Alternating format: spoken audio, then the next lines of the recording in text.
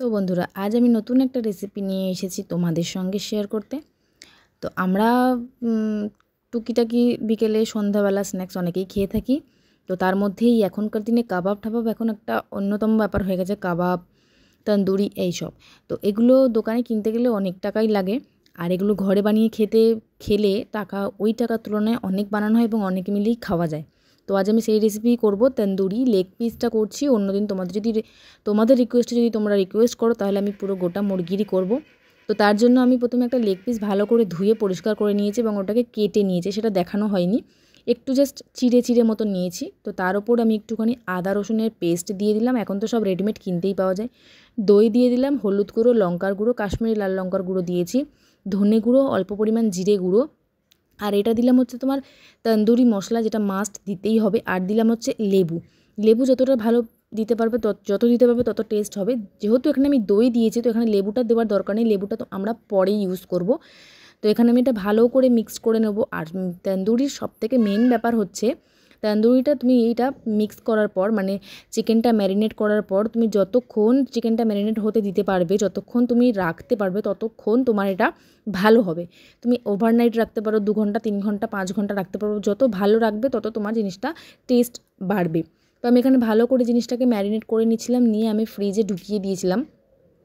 ফ্রিজে ঢুকিয়ে 2-2.5 ঘন্টার জন্য রেখেছিলাম। জাস্ট আমি তখনই ইচ্ছা হলো যে সত্যি কথা বলতে আমি জীবনে কোনোদিন তন্দুরি খাইনি, কারণ আমার অত দাম দিয়ে কোনো জিনিস বাইরে খেয়ে পোষায় না। আমি বরাবরই যা পছন্দ করি ঘরে বানিয়ে খাই।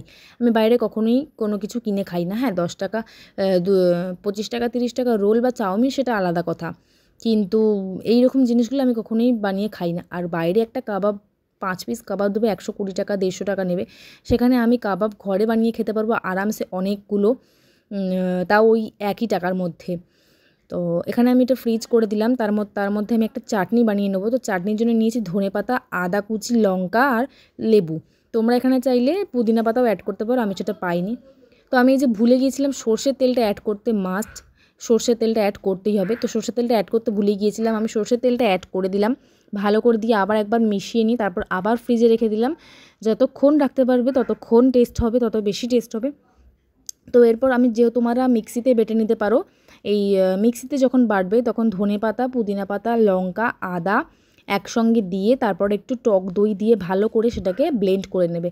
আমার মিক্সিটা খারাপ হয়ে গিয়েছিল, তাই আমি শিলে বাটছিলাম, আর শিলে কিন্তু টেস্ট খুব একটা খারাপ হয়নি। আর আমরা সবাই জানি আগে মারা শিল ব্যবহার করতো, তো সেখানে টেস্টটা আরও একটু অন্যরকম আসতো, আরও বেশি ভালো আসতো। তো তার সঙ্গে লেবুও দিয়ে দেবে তোমরা। আমি এটা পরে, লেবু আর টক দইটা আমি পরে ইউজ করব। তো তার মাঝখানে আমি একটু চা খেয়ে নেবো, তার জন্য চা বানাচ্ছিলাম। আচ্ছা, আমি এই কথা বলতে বলতে তোমাদের সঙ্গে একটা ছোট্ট গল্প শেয়ার করি। আর আমি সবসময় না চা আদা আর এলাচ দিয়েই খাই। তো আমি তোমরা সবাই জানো আমি আমার হাজব্যান্ডের সঙ্গে জোম্যাটোতে বেরোই। তো আমি জোম্যাটোতে বেরিয়েছিলাম একদিন। তো সেখানে একটা ট্রাফিক পুলিশ আমাদেরকে হাত দেখায় দাঁড়ানোর জন্য। তো আমরা দাঁড়িয়ে পড়ি এবং তার পিছনেই একটা 4 চাকা ছিল। তো তারা যখন ট্রাফিক পুলিশটা হাত দেখায়, আমরা এগিয়ে যাই। তখন আমাদের ট্রাফিক পুলিশটা, ওই ড্রাইভারটা বলে যে, দাদা যেখানে সেখানে হাত দাঁড়িয়ে পড়লে হবে, এতে তো অ্যাক্সিডেন্ট হয়ে যাবে। তো তখন বলছে গাড়ি চালিয়ে তারপর রোডে আসুন। তো আমরা বললাম, দাদা দেখুন ট্রাফিক পুলিশ হাত দেখিয়েছে তাই আমরা দাঁড়িয়েছি, না হলে দাঁড়াতাম না।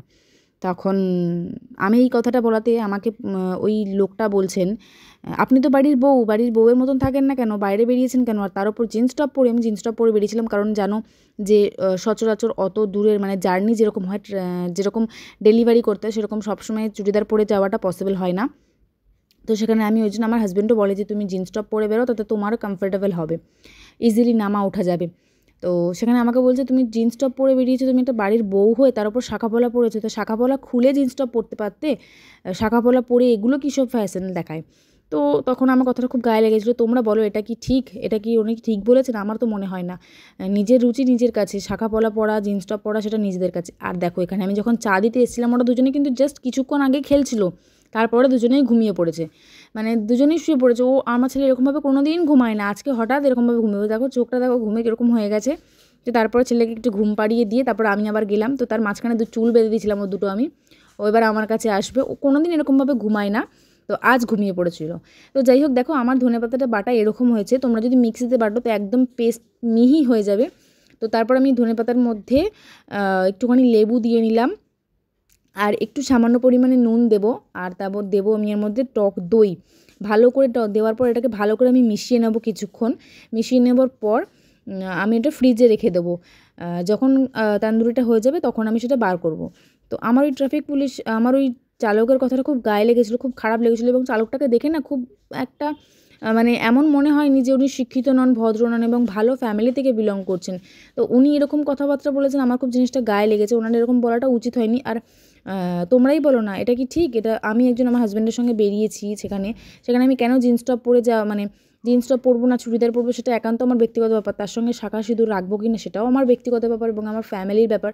তারা যখন আমাকে পারমিশন দিয়েছে তখন ওরা বলার তো কেউ নয়। আর জিন্স টপের সঙ্গে আমার দাঁড়ানোর সঙ্গে এটা কোথা থেকে সম্পর্ক, মানে কী সম্পর্কে, কী উদ্দেশ্যে নিয়ে কথাটা বলে না আমি বুঝতে পারলাম না।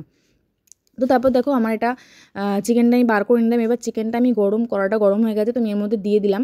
দিয়ে এবং থালার মধ্যে যে গ্রেভিটা আছে সেই গ্রেভিটা দিয়ে দেবো, এবং সাইড থেকে থালাটা ধুয়ে একটু জল আমি ওর মধ্যে দিয়ে দেবো।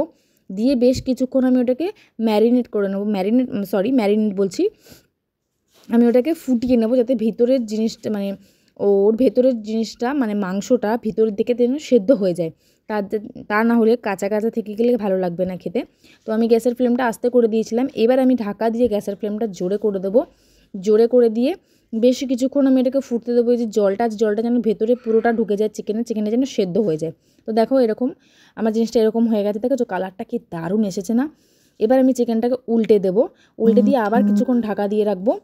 তো সেটা তোমার দেখানো হয়নি। এবার আমি একটা এই জিনিসটা নিয়েছি যে এটা আমার ওটিজির মধ্যে ছিল। তো তোমরা একটা এরকম ইউজ করে নিতে পারো, কিংবা যেটা দিয়ে রুটি সেঁকে না সেটা দিয়েও তোমরা, একটা চার চৌকো পাওয়া যায় রুটি সেঁকার মতন, সেটার মধ্যে দিয়েও তোমরা করতে পারো।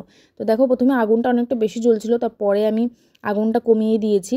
এবং আগুনটা কমিয়ে দেওয়ার পরে এই যে ঝোলটা যে মানে গ্রেভিটা ছিল না, এই গ্রেভিটা যতবার আগুনের ওপর পড়ছিল ওভেনের ওপর ততবার আগুনটা জ্বলে বেশি জোরে উঠছিলো। কিন্তু আমার এখানে একদম ফ্লেমটা একদম আস্তে করা ছিল।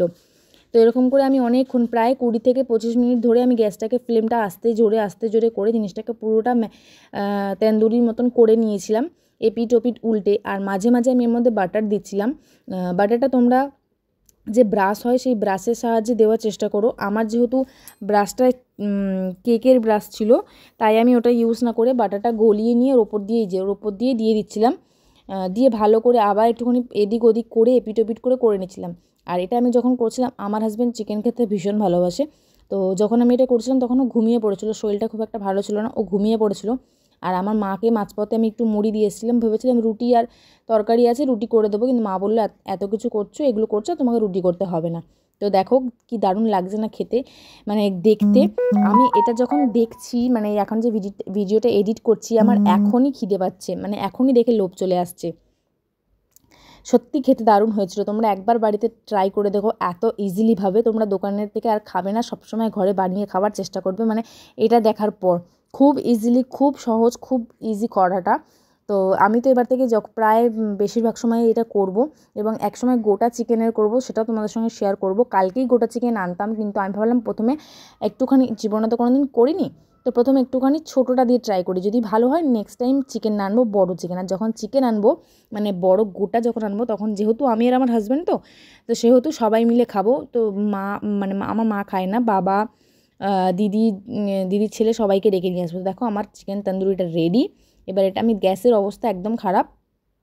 আমাদের বাড়িতে শীতলা পুজো 2 দিন পর, তাই মানে আমি এটা করছি বৃহস্পতিবার আর শীতলা পুজো রবিবার, তাই আমাকে গ্যাস ফ্যাস সব পরিষ্কার করে নিতে হবে। তো আমার এটা রেডি হয়ে গেছে। এবার আমি লেবু দিয়ে দেবো। লেবু দিয়ে ঠিক এটা শেষ হয়েছে আর আমার হাজব্যান্ড গন্ধ পেয়ে উঠে এসছে। আর আমার শাশুড়ি বলছে কি পুড়ে যাচ্ছে, তুমি গ্যাসের ওভেন বন্ধ করো। মা প্রথমে বুঝতে পারেনি যে জিনিসটা কী। তো তারপরে আমি আমার হাজব্যান্ডের কাছে নিয়ে গেছি। দেখবে ও দেখি কেমন তাকিয়ে থাকবে হাঁ করে। ও এর আগে দেখেই নিয়েছি জিনিসটা, দেখে নেওয়ার পর অবাক হয়ে গেছিলো। তো আমি বললাম যাও, আমি ভিডিও করবো, তুমি ভালোভাবে আসো। তো ভালোভাবে এসছে। এসে ও মানে ওকে বলার আগেই ও টেস্ট করতে শুরু করে দিয়েছে। মানে কোন দিক দিয়ে খাবে ও নিজেই বুঝতে পারছে না, গোটাটা খেতে যাচ্ছে। ঠিক আছে, দেখো মানে ওর এক্সাইটেড এত। এবার একটুখানি পোড়াটা খেয়ে বলছে খুব ভালো হয়েছে, কিন্তু আদৌ তো ও মুখে দেয়নি। এবার ও টেস্ট করে বলবে কেমন হয়েছে, কিন্তু জিনিসটা ছাড়াতেই পারছে না। অনেক কষ্টে ছাড়িয়েছে। লাস্টে আমি এত গরম, আমি বললাম দাঁড়াও আমি কাটা চামচ একটা ছুরি নিয়ে আসি, তারপরে আমি এটা কাটবো। দারুণ, সত্যি বলছি দারুণ হয়েছে খেতে। তোমরা একবার ট্রাই করো। খুব ভালো লাগবে খেতে। তো আজকের মতন ভিডিওটা এইটুকুনি, টাটা। আমি কয়েকটা ফটো দিয়ে দিলাম, আর কারা কারা ট্রাই করেছো বাড়িতে অবশ্যই আমাকে জানিও, আর দেখতে কেমন লাগছে সেটাও আমাকে জানিও। তো আজকের মতন টাটা। নতুন একটা রেসিপি নিয়ে আরও তাড়াতাড়ি চলে আসছি, নতুন একটা ভিডিও নিয়ে আরও তাড়াতাড়ি চলে আসছি। আর কারা কোথা থেকে এই ভিডিওটা দেখছো অবশ্যই কমেন্ট করে জানিও।